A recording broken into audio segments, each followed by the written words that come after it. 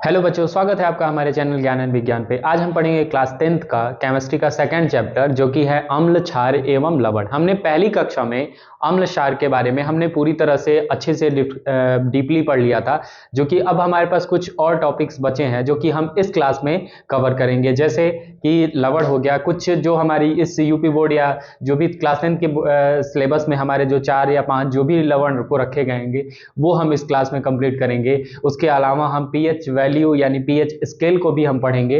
उसके अलावा फिर हम सूचक भी पढ़ेंगे, जो हम इन अम्लों या क्षारों के सूचक में यूज होते हैं। उन सभी सूचक यानी इंडिकेटर्स को हम इस क्लास में पूरी तरह से कंप्लीट करेंगे और ये हमारा पूरा सेशन इसी पे बेस होगा। ठीक है, तो अगर आपने इस क्लास से पहले इसके पहले चैप्टर सेकंड चैप्टर का जो पहला सेक्शन था उसने आपने कंप्लीट नहीं किया है तो इसकी वीडियो से पहले उससे जाके देखें, अम्ल क्षार के बारे में अच्छे से समझ लें, उसके बाद फिर आप इस वीडियो को देख सकते हैं। ठीक है, अगर आप इस वीडियो पर नए हैं, पहली बार आए हैं, तो ये वीडियो आपको अच्छी लगती है तो इसको जरूर लाइक करें और ज़्यादा से ज़्यादा उन बच्चों पे शेयर करें जो इस साल 10th की क्लास को में अपीयर हो चुके हैं या पढ़ रहे हैं या इस साल 10th की बोर्ड को देने के लिए इस बार तैयारी कर रहे हैं। ठीक है, तो चलिए हम शुरू करते हैं। आप जल्दी से, अगर कॉपी और पेन नहीं आपने पिक किया है तो जल्दी से पिक करिए और वहां से लिखना शुरू करिए। चैप्टर का नेम हमारा लिखिए अम्ल, क्षार एवं लवण, यानी एसिड, बेस एवं ठीक है सॉल्ट। इसमें हम पढ़ेंगे, हमने अम्ल और क्षार के बारे में पढ़ लिया था, अब हम बेसिकली केवल पढ़ेंगे लवण के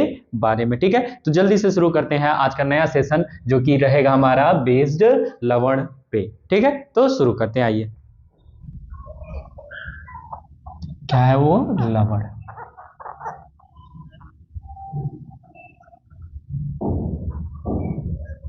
ठीक है, तो लवण क्या होते हैं। ठीक है, लवण क्या होते हैं इसके पहले हमने जस्ट पढ़ा था, जो पिछली क्लास में पढ़ा था, कि जब भी कोई एसिड एंड बेस, जब भी कोई अम्ल एवं क्षार आपस में जब रिएक्शन करते हैं, अभिक्रिया करते हैं, तो उसके फलस्वरूप क्या बनता है। मतलब जब भी अम्ल और बेस आपस में रिएक्ट करते हैं तो एक दूसरे के प्रभाव को नष्ट कर देते हैं, एक दूसरे प्रभाव को एकदम न्यूट्रल कर देते हैं। उसी के फलस्वरूप जो बनेगा हमें, उसी को हम क्या कहते हैं, लवण कहते हैं। यानी अम्लों और क्षारों के रासायनिक अभिक्रिया के बाद जो हमें उत्पाद मिलता है, वही उत्पाद क्या होता है, लवण होता है। ठीक है, लवण सिंपली क्या हो गए, यानी अम्ल एवं क्षार के उदासीनीकरण अभिक्रिया के द्वारा बनने वाले पदार्थों को ही हम क्या कहते हैं, लवण कहते हैं। जैसे कोई, अगर हम अम्ल एवं क्षार को लेते हैं, ठीक है, जैसे हम लेते हैं,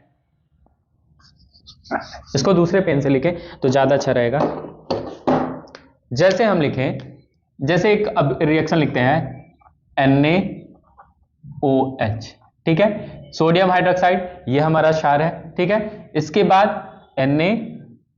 HCl लिखते हैं। ठीक है, HCl, ये हमारा क्या है, स्ट्रॉन्ग एसिड, यानी हमारा अम्ल है। ठीक है, प्रबल अम्ल है। अब ये जब दोनों अभिक्रिया कराते हैं तो इन्हीं दोनों के अभिक्रिया को हम क्या कहते हैं, उदासीनीकरण कहते हैं। ठीक है, उदासीनीकरण कहते हैं।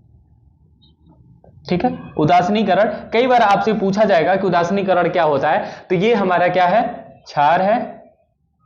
ठीक है, और ये क्या है, हमारा अम्ल है। ठीक है, ये जब आपस में क्रिया करते हैं तो क्या बनाते हैं, लवण बनाते हैं। जो हमें पदार्थ बनता है वही पदार्थ क्या होता है, लवण होता है। यानी क्या बनाएंगे, NaCl + H2O।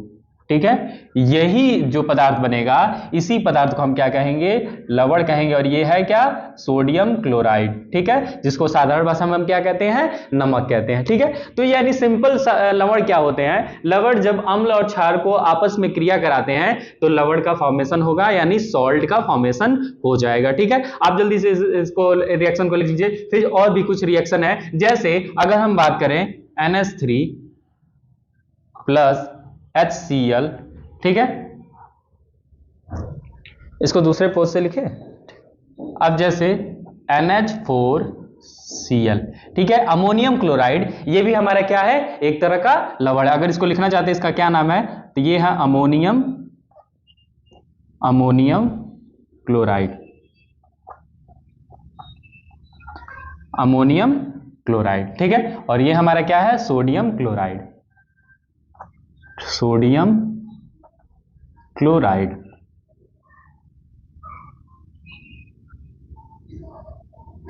ठीक है, ठीक है, तो फटाक से इसको नोट करिए और ये हमारा लवण ऐसे बन जाता है। ठीक है, तो सिंपल अगर आपसे कोई पूछेगा कि लवण कैसे बनते हैं, तो लवण जब भी किसी अम्ल एवं क्षार को आपस में अभिक्रिया कराया जाता है, यानी उदासीनीकरण अभिक्रिया कराई जाती है, तो उसके फलस्वरूप जो हमें पदार्थ मिलता है, उत्पाद मिलता है, प्रोडक्ट मिलता है, उसी को हम क्या कहते हैं, लवण कहते हैं। फटाक से नोट करिए, चलिए मिटाते हैं।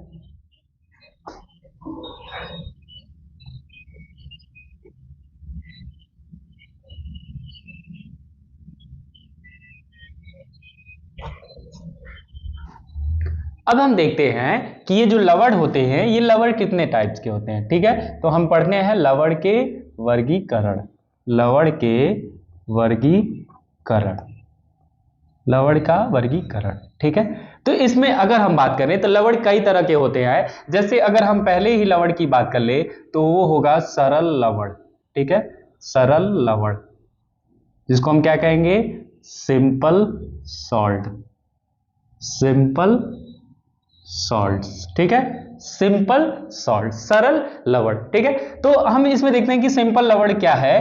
तो सिंपल क्या कहेंगे कि सरल लवण वे लवण होते हैं जिनका अगर जलीय विलयन में वियोजन कराया जाए, जलीय विलयन में अगर ये अपघटित हो, वियोजित हो, तो कोई भी हमें OH निगेटिव आयन नहीं मिलेगा या कोई भी H प्लस आयन देखने को नहीं मिलेगा। ठीक है, कि ऐसे लवण सिंपल लवण कहलाएंगे कि अगर उनका हम जलीय विलयन में वियोजन कराया जाए तो हम देखेंगे कोई भी H प्लस आयन और या OH आयन नहीं मिलेगा, क्योंकि हम जानते हैं H प्लस आयन जो देते हैं वो क्या कहलाते हैं, अम्ल कहलाते हैं। OH माइनस जो देते हैं वो क्या होते हैं, क्षार यानी बेस कहलाते हैं। ठीक है, क्षार कहलाते हैं। तो हम कहेंगे सिंपल लवण या साधारण लवण, सरल लवण किसे कहेंगे, वे लवण जिनको जलीय विलयन में अगर वियोजित कराया जाए तो कोई भी H प्लस आयन या OH आयन निगेटिव आयन नहीं देंगे। ठीक है, जैसे हम सिंपल देख लेते हैं, अगर कुछ एग्जांपल हमें देखने को मिले तो देखते हैं। अगर हम इसको दूसरे पेन से लिखे, जैसे अगर हम बात कर ले NaCl,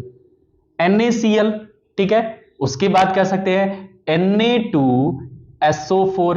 ठीक है, ये हमारे कुछ हैं जो सरल लवण हैं, और भी सारे हैं। पहले इन दोनों को हम समझ लेते हैं कि हम कहना क्या चाह रहे हैं, कि कैसे सरल लवण हो जाएंगे। जैसे अगर हम इनका जलीय विलयन में अपघटन करा जाए, देखिएगा ध्यान से, जैसे NaCl, इनका हम जलीय विलयन में वियोजन हो रहा है। ठीक है, तो ये टूटेंगे Na प्लस और प्लस Cl निगेटिव में। तो क्या आपको इसमें दिख रहा है कि जो उत्पाद बना है, क्या कहीं भी H प्लस आयन या OH negative ion minus ion है? नहीं है। इस वजह से Na जो Cl है वो हमारा क्या है, सिंपल लवण यानी सरल लवण है। उसके अलावा इसको भी देख लेते हैं। अगर हम Na2SO4 लिखें तो इसका हम क्या होगा, इसका भी वही होगा। तो देखेंगे Na प्लस और प्लस SO4 पे -2। ठीक है, यहां पे हमारा 2 लिख देते हैं ताकि हमारा रिएक्शन सही रहे। ठीक है, इसमें भी आपको क्या कहीं भी दिख रहा है, H प्लस या OH आयन दिख रहा है? इसमें Na प्लस है और इसमें SO4 पे -2 है। क्या आपको कहीं भी H प्लस या OH माइनस दिख रहा है? नहीं दिख रहा है। तो सिंपल ये भी हम कह देंगे कि Na2SO4 हमारा क्या है, एक सरल लवण है, सिंपल लवण है। फटाक से इसको नोट करिए। फिर और भी कुछ एग्जांपल देख लेते हैं।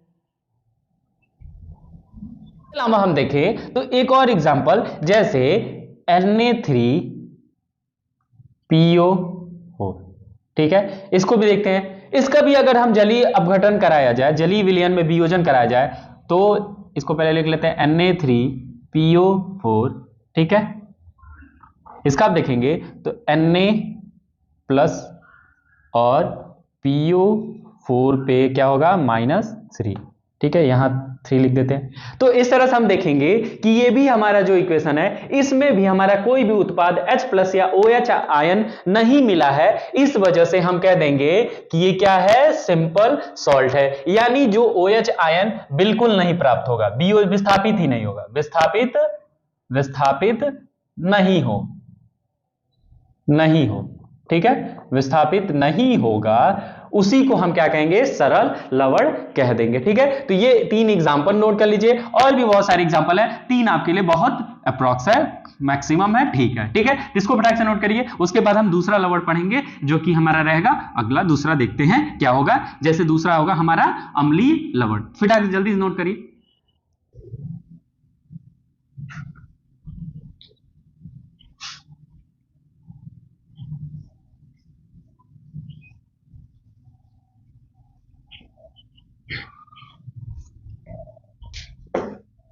अब देखते हैं जो दूसरा है वो क्या है, अम्लीय लवण।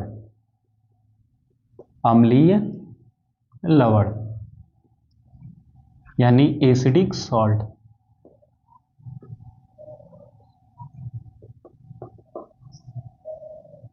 ठीक है, एसिडिक सॉल्ट।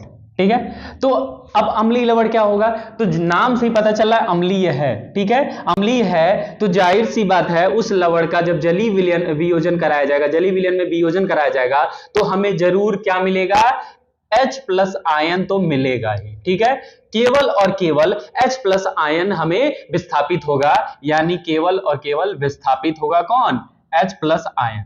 ठीक है, जाहिर सी बात है, एक आपको छोटी सी ट्रिक याद रख लेनी है कि अगर अम्लीय है तो जाहिर सी बात होगा अगर उस लवण का जलीय विलयन में वियोजन कराया जाएगा तो केवल और केवल हमें H प्लस आयन ही मिलेगा, उसके अलावा कुछ नहीं एक्स्ट्रा मिलेगा, हमें OH आयन नहीं मिलेगा। इस वजह से हम कहेंगे कि वो जो लवण होगा वो हमारा अम्लीय लवण होगा। ठीक है, जैसे इसका एग्जाम्पल हम देखें, जैसे इसका एग्जाम्पल देखें, हमारा हो जाएगा NaHSO4। ये भी एक तरह का एग्जाम्पल ऐसा है, इसमें हम देखेंगे कि एक H प्रेजेंट है ना, तो ये जब जलीय विलयन में वियोजित होगा तो H प्लस में बदलेगा। इस वजह से हम कह देंगे कि ये जो लवण है हमारा, ये पूरा लवण कैसा है, ये हमारा पूरा लवण अम्लीय लवण है। ठीक है, इसको नोट कर लीजिए। एक और नोट कर लेते हैं, जल्दी से नोट करिए इसको फटाक से, एक और नोट करते हैं। इसके अलावा अगर हम नोट करें NaHCO3, इसको तो आपने बहुत अच्छे तरीके से पढ़ा होगा, इसको हम क्या बोलते हैं, ठीक है, तो सोडियम बाई कार्बोनेट। ठीक है, तो ये भी हमारा, इसमें भी हम देख रहे हैं कि एक H प्रेजेंट है, इसलिए ये भी क्या होगा, हमारा अम्लीय लवण होगा। ठीक है, इसको नोट कर लीजिए। उसके बाद फिर हम आगे पढ़ते हैं।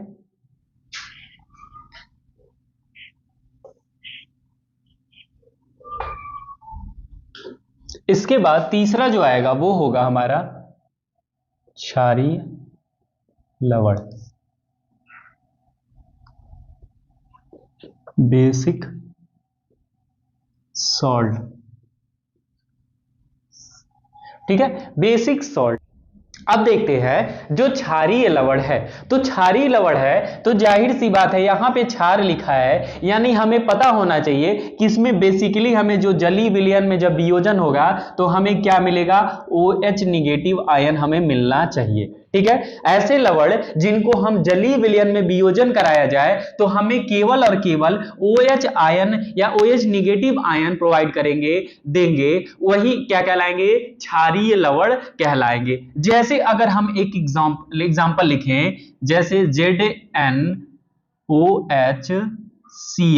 ZnOHCl, ये हमारा क्या है, अगर हम इसका नाम लिखना चाहें तो ये हमारा नाम हो सकता है, इसका होगा जिंक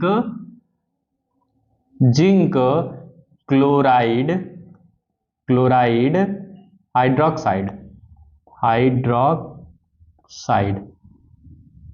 ठीक है, जिंक क्लोराइड हाइड्रोक्साइड इसका नाम होगा। ठीक है, तो अगर हम बात करें इसका, अगर हम जलीय विलयन में वियोजन कराया जाए तो देखते हैं, जलीय विलयन में वियोजन कराते हैं। ठीक है, ZnOHCl का जलीय विलयन में वियोजन हो रहा है। ठीक है, तो जब जलीय विलयन में वियोजन होगा तो Zn plus OH negative plus Cl negative ion में ये क्या हो जाएगा, टूट जाएगा। अब हम ध्यान से अगर इस रिएक्शन में उत्पाद को देखें तो इसमें हमें क्या देखने को मिल रहा है, हमें OH निगेटिव आयन मिल जा रहा है। इस वजह से हम कहेंगे कि ये क्या है, हमारा क्षारीय लवण है। ठीक है, यानी ZnOHCl यानी जिंक क्लोराइड हाइड्रोक्साइड क्या है, हमारा एक तरह का क्षारीय लवण है। इसके अलावा और भी सारे एग्जाम्पल हैं, जैसे उस एग्जाम्पल को देखें, MgOHCl, इसका भी अगर हम करें तो देखेंगे Mg plus OH plus Cl। ठीक है, ये हमारा हमको देखने को मिलेगा कि ये भी हमारा, इसका भी अगर नाम आप जानना चाहें तो इसका भी हम नाम लिख देते हैं नीचे, इसको भी मैग्नीशियम क्लोराइड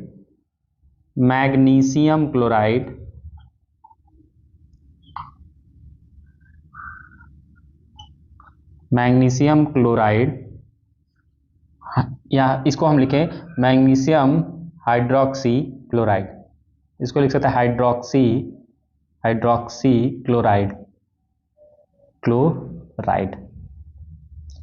ठीक है, मैग्नीशियम हाइड्रोक्सी क्लोराइड इसको हम बोल सकते हैं। तो इसमें भी हम ध्यान से देखें तो इसमें भी OH नेगेटिव आयन टूटा है ना, केवल एक ही कहीं भी आपको H प्लस आयन दिख रहा है? नहीं दिख रहा है। इस वजह से ये क्या है, इसमें सबसे ज्यादा क्या है, OH नेगेटिव आयन है, इसलिए इस लवण को हम क्या कहेंगे, क्षारीय लवण कहेंगे। जल्दी से नोट करिए फटाक से।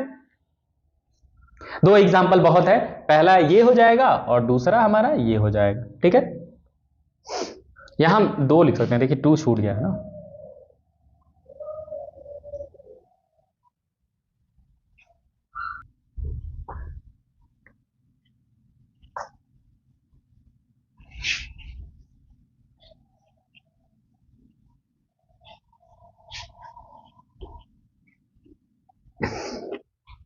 अब देखते हैं जो कि हमारा चौथा रहेगा, क्या है, मिश्रित लवण। मिश्रित लवण, कंबाइन सॉल्ट भी बोल सकते हैं, कंबाइन सॉल्ट,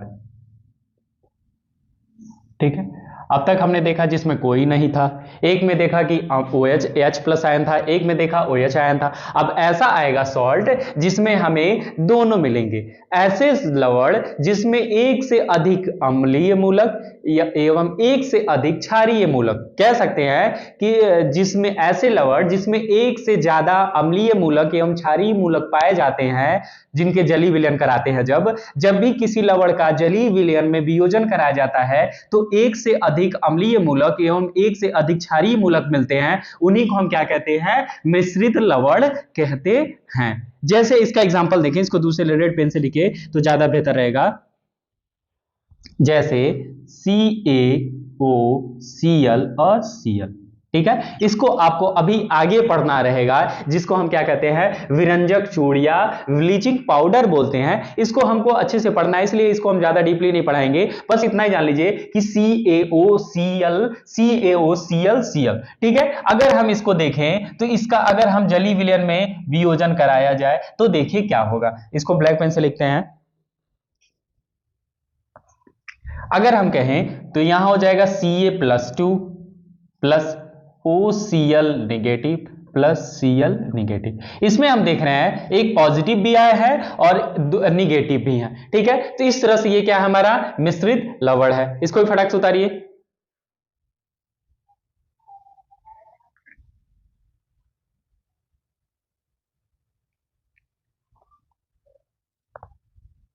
इसके अलावा देखा जाए तो NaKSO4, इसको हम क्या कहेंगे, ये सोडियम है, ये पोटेशियम, ये सल्फेट है, तो सोडियम पोटेशियम सल्फेट, इसका भी जलीय विलयन में वियोजन कराया जाए तो देखेंगे Na प्लस K प्लस और प्लस SO4 पे -2। तो यहां भी वही हाल है, ये भी क्या है, मिश्रित लवण है, ठीक है। इसको भी 2 एग्जांपल बहुत है, 2 एग्जांपल नोट कर लीजिए, मिश्रित लवण हो जाएंगे। मिश्रित लवण क्या कहेंगे, जिसमें एक से ज्यादा अम्लीय मूलक और एक से ज्यादा क्षारीय मूलक उपस्थित होते हैं जलीय विलयन के वियोजन करने पे, तो उन्हीं को हम क्या कहते हैं, मिश्रित लवण कहते हैं। जल्दी से नोट करिए।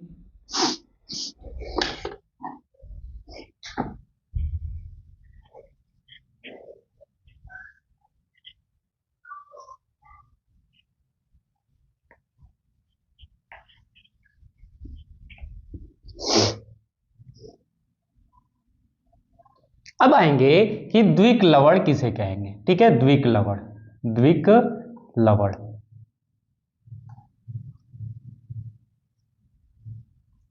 द्विक लवण, ठीक है। द्विक लवण क्या आएगा, यानी डबल सॉल्ट,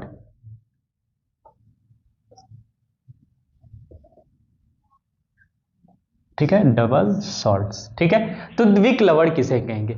अब बात करते हैं द्विक 2 हैं, 2 लवण, यानी ऐसे लवण, ठीक है, ऐसे लवण जिनमें 2 या 2 से अधिक लवण के कंपाउंड यौगिक हैं, ठीक है, मतलब कंबाइन होते हैं, जिसमें ऐसे लवण जिसमें 2 या 2 से अधिक लवण एक दूसरे के साथ क्या होते हैं, जुड़ के एक लवण बनाते हैं, ठीक है। लेकिन वो हमेशा किस फॉर्म में रहेंगे, वे हमेशा किस फॉर्म में रहेंगे, यानी सिंपल देखें, जब 2 लवण कंबाइन होंगे, 2 लवण क्या हो, जुड़े, जुड़े और एक यौगिक बनाए, एक यौगिक कोई बनाते हैं, एक यौगिक बने, दो लवण जुड़ के कोई एक यौगिक बनाए और ये यौगिक हमेशा किस फॉर्म में रहे, ठोस अवस्था में रहे, ठोस अवस्था में क्या हो, रहे, ये हमेशा जब ठोस अवस्था में रहे।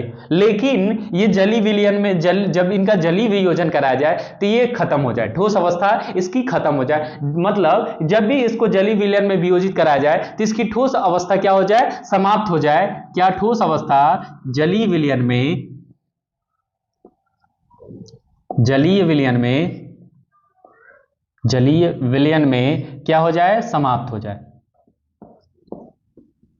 समाप्त हो जाए। ठीक है, समाप्त यानी वे दो लवण जिनसे जुड़ने से एक यौगिक बने और वे यौगिक हमेशा किस अवस्था में रहें, ठोस अवस्था में रहें, लेकिन अगर उनका जलीय विलयन में वियोजन कराया जाए तो वो क्या हो जाए, उनकी ठोस अवस्था समाप्त हो जाए, खत्म हो जाए, वे आपस में मिक्स हो जाएं, उन्हीं को हम क्या कहते हैं, डबल सॉल्ट कहते हैं। जैसे अगर हम एक एग्जाम्पल लिखें, जैसे हम लिखते हैं, पहला हमारा एग्जाम्पल रहेगा, ठीक है, दिख रहा है ना, हाँ दिख रहा है, जैसे हम लिखें K2SO4 इंटू Al2SO4, ठीक है, Al2SO4 का होल थ्राइस इंटू 24H2O, ठीक है। ये थोड़ा सा आपको बड़ा दिखेगा बट कोई दिक्कत नहीं है, इसको हम इस एरो को मिटा दें, ठीक है। इसको हम देख लें कि K2SO4 Al2SO4 इंटू 24H2O। अब देखिए इसका बहुत सारे नाम है, अगर हम साधारण नाम की बात करें, इसको हम रेड पेन से लिखे, अगर इसके हम साधारण नाम की बात करें तो इसी को हम क्या कहते हैं, फिटकरी कहते हैं, ठीक है।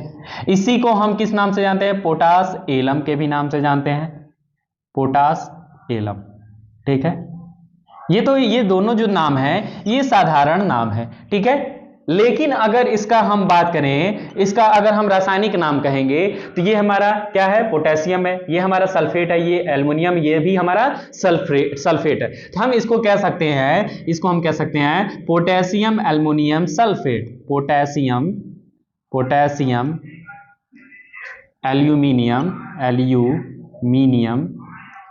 एल्यूमिनियम सल्फेट, ठीक है, पोटेशियम एल्युमिनियम सल्फेट, ठीक है। इसको फटाक से नोट करिए, फिर हम इसके बारे में बताते हैं, ठीक है। अब हम इसका क्या करते हैं, जली विलयन कराते हैं। तो आपने नोट कर लिया होगा, अब हम इसका जली विलयन कराते हैं, तो पूरा लिखते हैं K2SO4 इंटू Al2SO4 का होल थ्राइस इंटू 24H2O, ठीक है। अब हम इसका जली विलयन में वियोजन कराते हैं, तो हम देखेंगे कि ये टूटेगा, कैसे टूटेगा, तो K प्लस Al प्लस उसके बाद प्लस SO4 पर -2 और प्लस 24H2O में ये ब्रेक होगा, ठीक है। अब हम यहां देखें तो यहां भी 2 लगा देते हैं, यहां भी 2 लगाते हैं, थोड़ा प्लस यहां लिख देते हैं, 2 लगाते हैं और यहां हम 4 लिख देते हैं, ठीक है। तो इस तरह से हम देखेंगे ये रिएक्शन क्या हो जाएगा, पूरी तरह से बैलेंस्ड हो जाएगा। बीच वाला प्लस अगर हम ब्लैक पेन से लिखें तो ज्यादा आपको क्लियर दिखेगा, नहीं तो कंफ्यूजन क्रिएट होगा, ठीक है। अब हम यहां देखेंगे तो ये हमारा हो जाएगा क्या, यहां पे अभी हमारे यहां Al3 होता है ना, एल्युमिनियम +3 होता है, ठीक है। तो ये हम देखेंगे कि इस पे हमारा आसानी से ये ब्रेक हो गया। तो ये जब ये पहले कैसे थे, ये सॉलिड फॉर्म में थे, किस में थे, ठोस अवस्था में थे। जब इनका हम जलीय विलयन कराया जाए तो देखिए ये सारी ठोस अवस्था खत्म हो गई और ये इंडिविजुअली अपने अपने कंपोनेंट में क्या हो गए, ब्रेक हो गए। इसीलिए इनको हम क्या कहते हैं, द्विक लवण कहते हैं। फटाक से इसको भी नोट करिए। दूसरा भी एक द्विक लवण लिखते हैं जो कि बहुत इंपॉर्टेंट है, उसको भी हम लिख लेते हैं।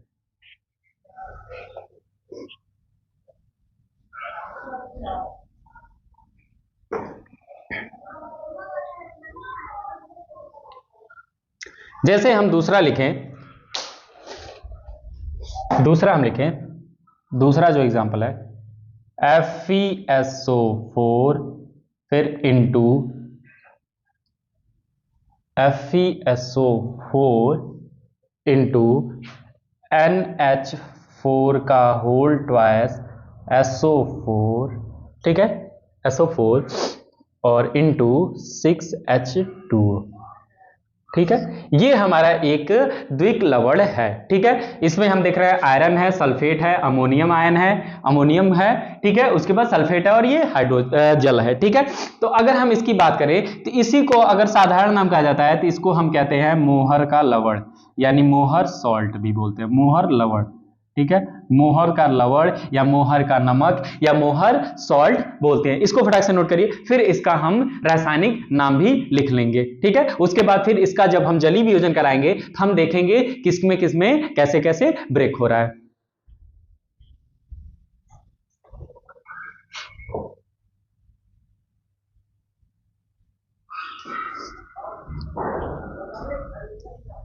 अब हम देखें, अगर इसका हम रासायनिक नाम लिख लें, आप लोगों ने लिख लिया होगा, तो अगर हम इसका रासायनिक नाम लिखें रेड पेन से, इसको अगर लिखें तो हम इसको ऊपर लिख देते हैं, ठीक है, ऊपर रहेगा अमोनियम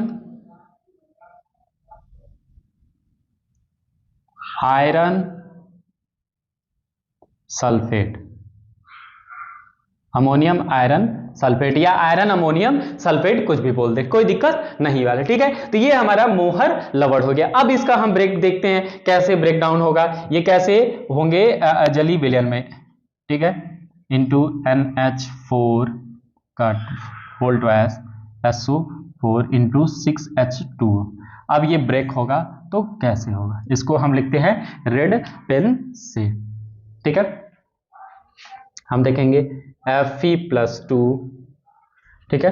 अगर हम देखें Fe+2 प्लस, अब किस में फॉर्म होगा तो NH4, ठीक है, +1 होता है अमोनियम पे, उसके बाद SO4 पे -2 होता है और प्लस 6H2O, ठीक है।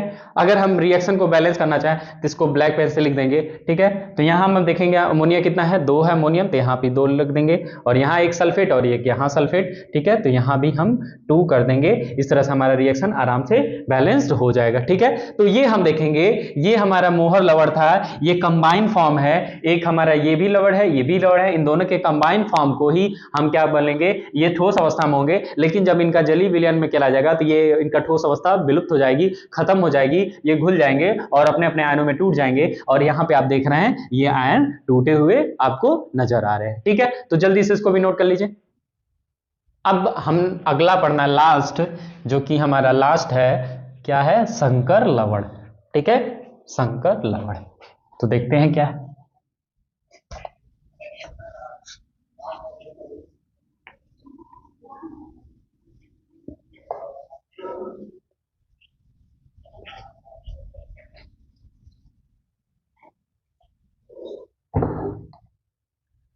अब हम 6 वाला पढ़ेंगे लास्ट, संकर लवण, संकर लवण यानी कॉम्प्लेक्स सॉल्ट, कॉम्प्लेक्स सॉल्ट्स, ठीक है। अब बात करेंगे संकर लवण क्या होते हैं। तो संकर लवण वे लवण होते हैं जो 2 या 2 से अधिक लवण से मिलके बने होते हैं, ठीक है।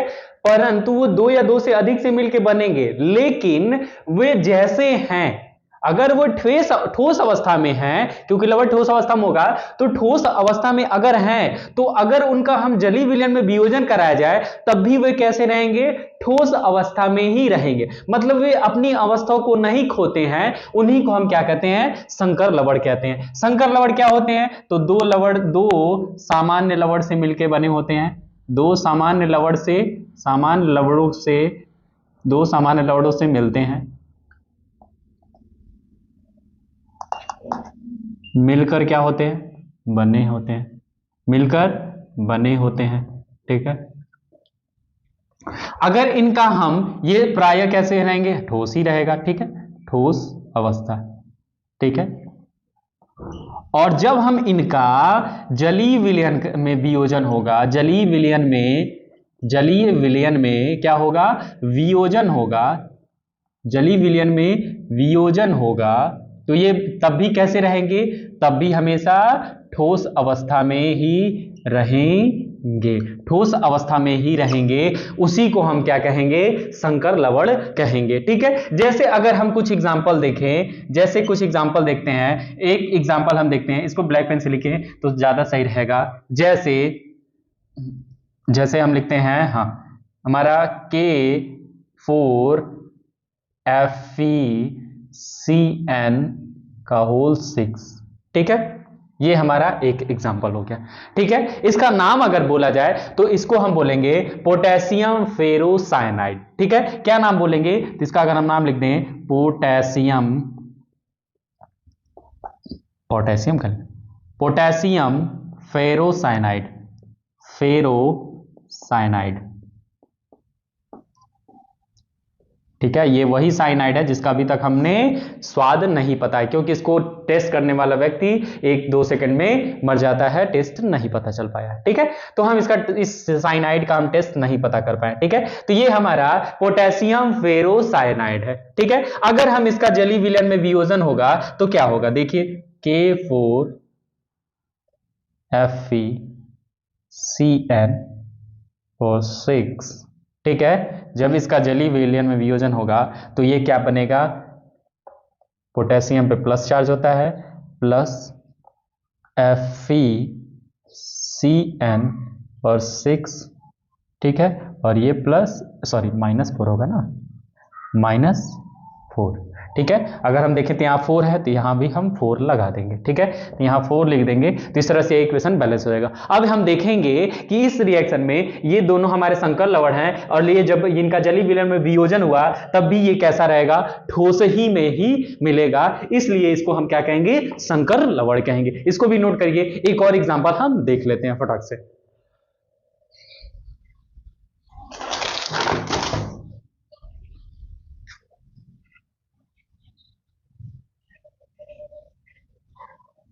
एक और एग्जाम्पल देख लेते हैं, जैसे नाम है क्या, NaAgCN का whole 2s।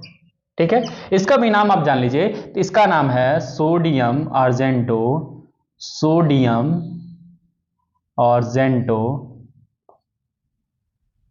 Cyanide, cyanide, cyanide. ठीक है, साइनाइड। इस तरह से हम देख लेंगे, साइनाइड भी बोल सकते हैं, साइनाइड भी बोल सकते हैं, कुछ भी। यहां अगर यह लिखना चाहें साइनाइड। ठीक है, ये हमारा सोडियम आर्जेंटो साइनाइड है, तो ये भी हमारा एक तरह का संकर लवण है। ठीक है, तो ये 6 हमारे जो लवण के प्रकार थे, एक सामान्य लवण, एक अम्लीय लवण, फिर एक क्षारीय लवण, एक द्विक लवण, एक मिश्रित लवण, एक संकर लवण। तो इन सभी के हमने अच्छे से डीपली विथ एग्जांपल हमने पढ़ लिया कि लवण कैसे कैसे होते हैं, उनकी क्वालिटी कैसे कैसी होती है, और कौन कौन से ऐसे लवण होते हैं, हमने रिएक्शन के साथ देख लिया। तो फटाक से इसको नोट कर लीजिए। अब इसके बाद हमारा जो अगला टॉपिक रहेगा वो रहेगा पीएच स्केल या पीएच मान क्या होता है, ये हम पढ़ के ये क्लास को यहीं रैप अप करेंगे, बंद करेंगे। और फिर जब हमारी अगली क्लास आएगी, उस क्लास में जो हमारे बोर्ड्स, यूपी बोर्ड्स में या 10th क्लास के बोर्ड्स के सिलेबस में जो 4 लवण रखे गए हैं वो उनको हम डीपली पढ़ेंगे। ठीक है, तो अगर हम उसको इस क्लास में रखते हैं तो ये क्लास बहुत ज्यादा लंबी हो जाएगी, क्योंकि उसको भी हमें डीपली पढ़ना है, इस वजह से वो लेंदी हो जाएगा। तो इससे अच्छा है कि हम उस क्लास को अगले सेशन में रखेंगे तो ज्यादा बेहतर रहेगा। ठीक है, तो जल्दी इसको नोट कर लीजिए और फिर हम उसके बाद पीएच स्केल पढ़ते हैं।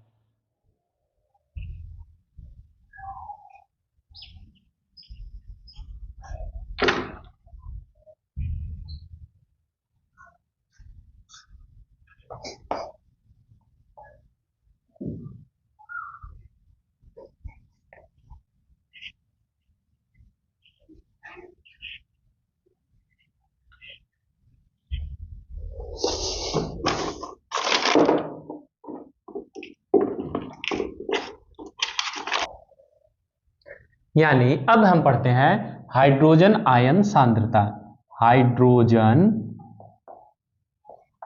आयन सांद्रता, यानी वही क्या है, पीएच मान। ठीक है, पैमाना बोल दें, ठीक है, पीएच इतना लिख देते हैं, यानी potential of hydrogen, potential of hydrogen,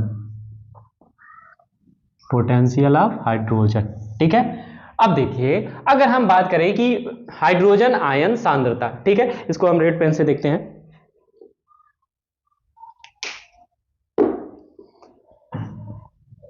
ठीक है, इसको पूरा नाम अगर लिख दिया जाए तो सही रहेगा, स्केल, पीएच स्केल। ठीक है, पीएच स्केल यानी हाइड्रोजन आयन सांद्रता। अब अगर हम बात करें तो जैसे हमने जानते हैं कि जल जो होता है, अगर जल के बारे में आपने पढ़ा होगा तो जल क्या होता है, अगर H2O की अगर हम बात करें तो जल क्या होता है, इसका न स्वाद होता है, न रंग होता है, न इसकी गंध होती है। ठीक है, और ये पारदर्शी मीडियम होता है। ये तो हमने अपने जल के बारे में पढ़ा है। तो हम जल क्या होता है, एक तरह का उदासीन होता है। उदासीन कहने का मतलब है कि इसके जो कंपोनेंट होते हैं वो इक्वली होते हैं, H+ एवं OH-। ठीक है, अब देखेंगे जब जल ये टूटेगा तो H+ आयन और OH आयन माइनस में टूट जाएगा। इस तरह से अगर हम देखें तो ये एक दूसरे को क्या कर देते हैं, कैंसिल आउट कर देंगे। तो कैंसिल आउट करने से, क्योंकि आपने पढ़ा है जो H+ आयन देता है वो, अगर जो H+ आयन देता है, H+ आयन देगा वो क्या होता है, अम्ल होता है, और जो OH आयन देता है वो क्या होता है, क्षार होता है, क्षार होता है, बेस होता है। ठीक है, एसिड ये होगा और ये बेस होता है। ठीक है, अब बताइए किसी का भी अगर अपघटन हो रहा है तो एक हमारा H+ आयन मिल रहा है और एक OH आयन मिल रहा है, तो ये एक दूसरे के प्रभाव को कैंसिल आउट कर देंगे, जिससे जो हमारा ये H2 होता है वो क्या हो जाता है, उदासीन हो जाता है। कैसा हो जाता है, उदासीन हो जाता है, यानी न्यूट्रल हो जाता है।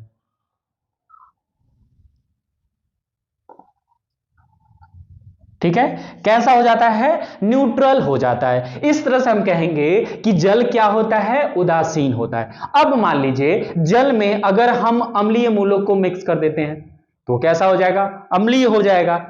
अगर हम जल में क्षारीय मूलक को ऐड कर देते हैं तो वो कैसा हो जाएगा, क्षारीय हो जाएगा। मतलब कि उसकी प्रकृति क्या हो जाएगी, उदासीनता से किसकी तरफ बढ़ जाएगा, अम्लीयता की तरफ बढ़ जाएगा, या उसकी जो प्रकृति होगी वो क्षारीयता की तरफ बढ़ेगी। क्यों, क्योंकि हमने उस अम्ल में, जो उस जल में जो उदासीन था उसमें कुछ मात्रा अम्ल की जब ऐड किया तो वो अम्लीय हो गया, कुछ मात्रा जल की ऐड किया तो वो क्या हो गया, क्षारीय हो गया। ठीक है, तो इस तरह से हम क्या करते हैं, हम किसी भी पदार्थ की क्या प्रकृति बताते हैं कि वो अम्लीय है कि ये क्षारीय है। अब देखिए ये प्रकृति बताने का जो सबसे पहले श्रेय जाता है, किसको ये क्रेडिट जाता है कि ये किसने बताने की कोशिश की थी सबसे पहले, तो ये वक्त आता है कब की, इसको हम मिटा दे।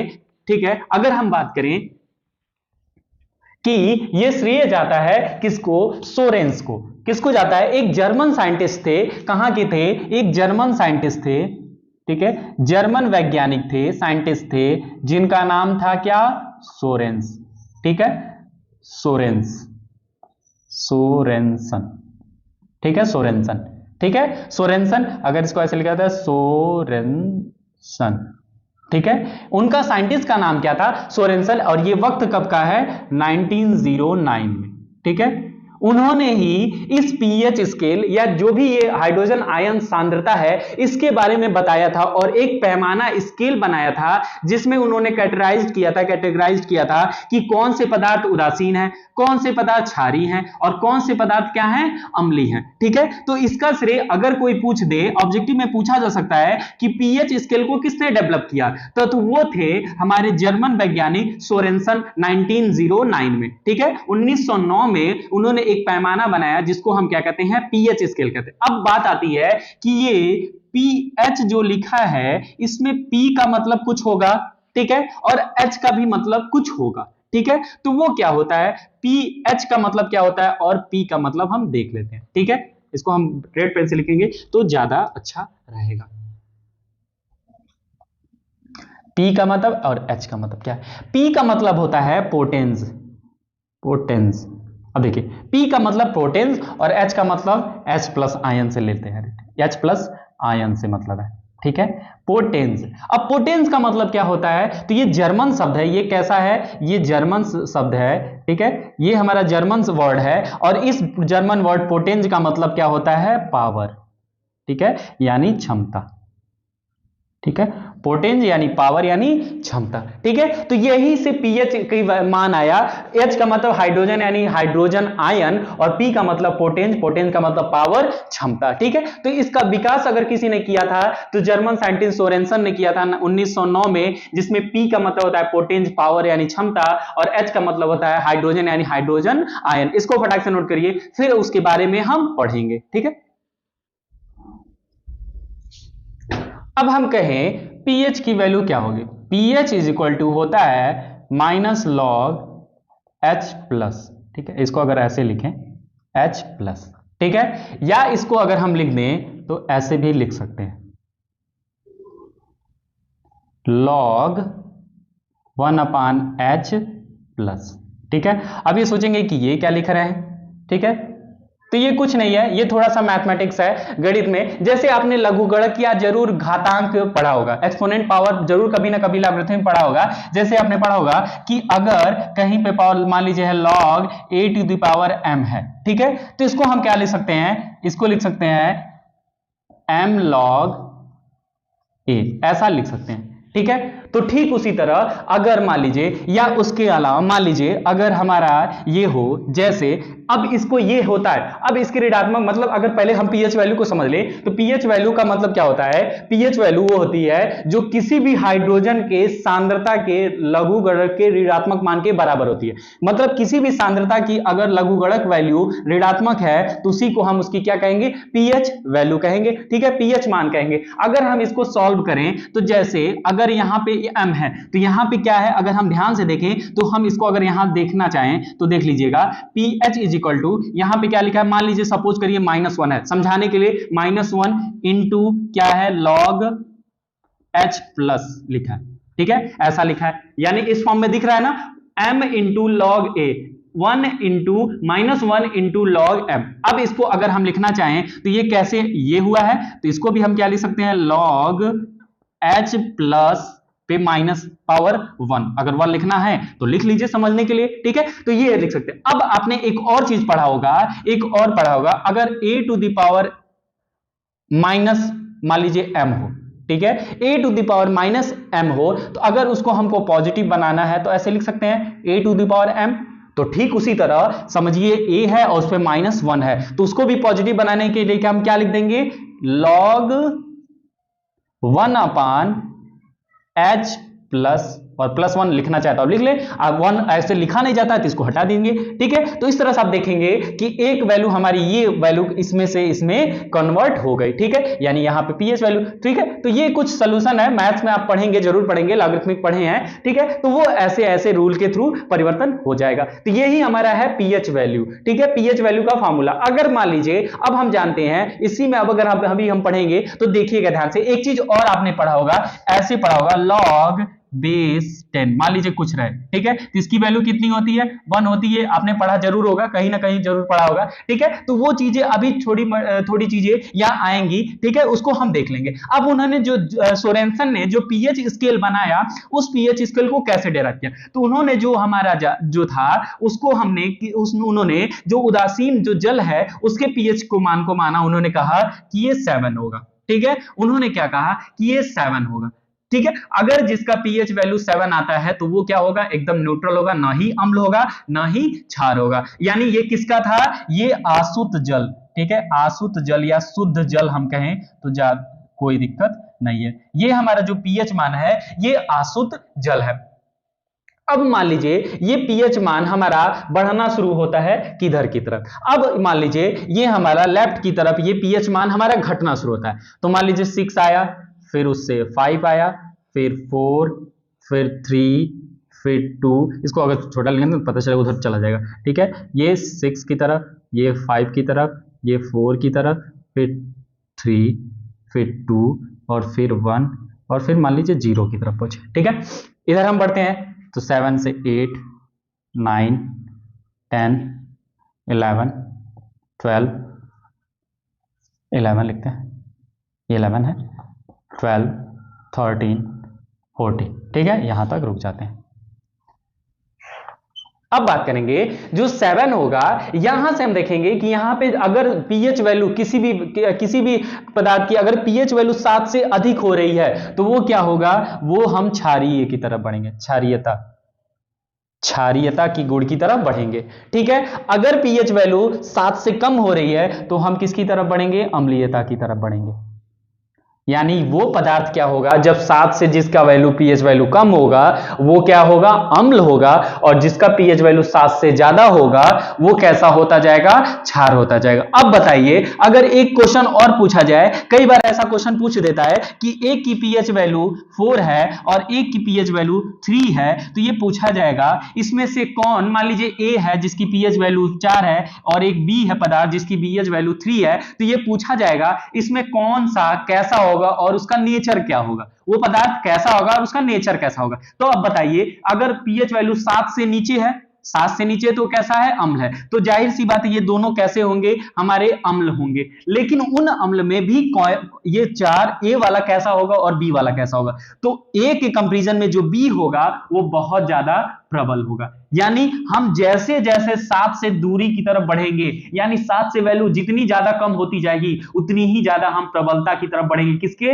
अम्ल की प्रबलता की तरफ बढ़ेंगे। और उसी के कंपैरिजन में अगर हम 7 से जितना ही ज्यादा जाएंगे उतना ही हम क्षारीयता की तरफ बढ़ेंगे और वो प्रबल क्षार होगा। यानी 14 पे जो अगर स्थित कोई होता है पदार्थ तो वो प्रबल क्षार होगा, और 1 पे जो स्थित होगा वो एकदम क्या होगा, प्रबल अम्ल होगा। इसीलिए अगर आप HCl की बात की जाए तो उसका लगभग 1.2 पीएच वैल्यू आती है, तो इस तरह से हम कहते हैं कि जो HCl होता है वो बहुत प्रबल अम्ल होता है। ठीक है, तो इस तरह से आप देख लीजिए, इसको फटाक से नोट कर लीजिए, ये तो समझने के लिए था। अगर आप इसको भी राइट में रफ में नोट करना चाहते हैं तो इसको भी आप नोट कर सकते हैं, इसलिए बता दिया कि ये वैल्यू यहां से कैसे आ गई, आप इसमें कंफ्यूज मत होइएगा। ठीक है, इसको नोट कर लीजिए। और यही हमारा रहा क्या, पीएच वैल्यू और पीएच स्केल, जिसको किसने डेवलप किया था, सोरेनसन ने, जिसमें P का मतलब क्या होता है, पोटेंज, डिस का मतलब होता है पावर यानी क्षमता, एक जर्मन वर्ड है, और H का मतलब हाइड्रोजन यानी हाइड्रोजन की सांद्रता या H+ आयन की सांद्रता। ठीक है, इसको फटाक से नोट करिए।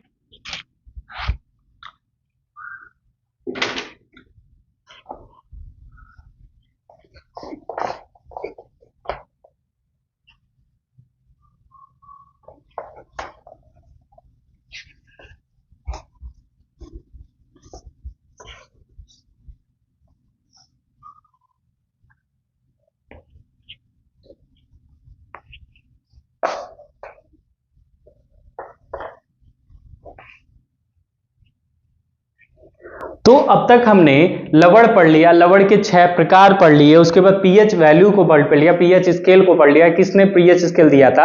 अब हमारा जो लास्ट टॉपिक रहेगा जिसमें हमारे सिलेबस में जो 4 लवण रखे गए हैं उन सभी 4 लवण को हम अगली क्लास में पढ़ेंगे, क्योंकि अगर उसको हम पढ़ने जाएंगे तो ये क्लास बहुत ज्यादा लंबी हो जाएगी। ठीक है, तो वो क्लास हमारी अगले टर्न पे रहेगी, जो कि हमारा वो रहेगा जितने लवण हमारे सिलेबस में रखे गए हैं उन लवण को। अगर ये आपको सेशन अच्छा लगा तो इस वीडियो को प्लीज लाइक करिए, शेयर करिए, अगर आपने सब्सक्राइब नहीं किया तो प्लीज सब्सक्राइब करिए और ज्यादा से ज्यादा बच्चों के पास शेयर करिए। आपको इस क्लास के नोट्स आपको पीडीएफ के रूप में आपके डिस्क्रिप्शन में मिल जाएगी, आप उसको वहां से डाउनलोड करिए। और आपने अगर किसी भी अन्य क्लास को अगर आपने डाउनलोड नहीं किया उसके पीडीएफ को, तो आप जरूर डिस्क्रिप्शन में जाके वहां से लिंक से डाउनलोड कर लीजिए, क्योंकि आपके लिए नोट्स ज्यादा अच्छा कारगर होगा। अगर आप उसको लिख नहीं सकते हैं तो आप अपने मार्केट में जाके फोटोकॉपी करा सकते हैं, जेरॉक्स करा सकते हैं, जेरॉक्स करके उसको अपने अलग अलग सब्जेक्ट के रूप में उसको अच्छे से समराइज कर सकते हैं, ताकि हमारे एग्जाम के टाइम पे हमारे पास अगर नोट्स अवेलेबल होता है तो हम आसानी से ज्यादा अच्छे तरीके से पढ़ लेते हैं और ज्यादा से ज्यादा अच्छे नंबर पा जाते हैं। ठीक है, तो आज के लिए बस क्लास हम यहीं पे सेशन को खत्म करते हैं। तब तक आप अगर हो तो आपको ये वीडियो अच्छी लगी होगी तो लाइक, सब्सक्राइब और शेयर ज्यादा से ज्यादा तक करिएगा। तब तक के लिए अब हम मिलते हैं अगली क्लास के लिए। अपना ख्याल रखिए, हंसते रहिए, मुस्कुराते रहिए। जय हिंद, जय भारत।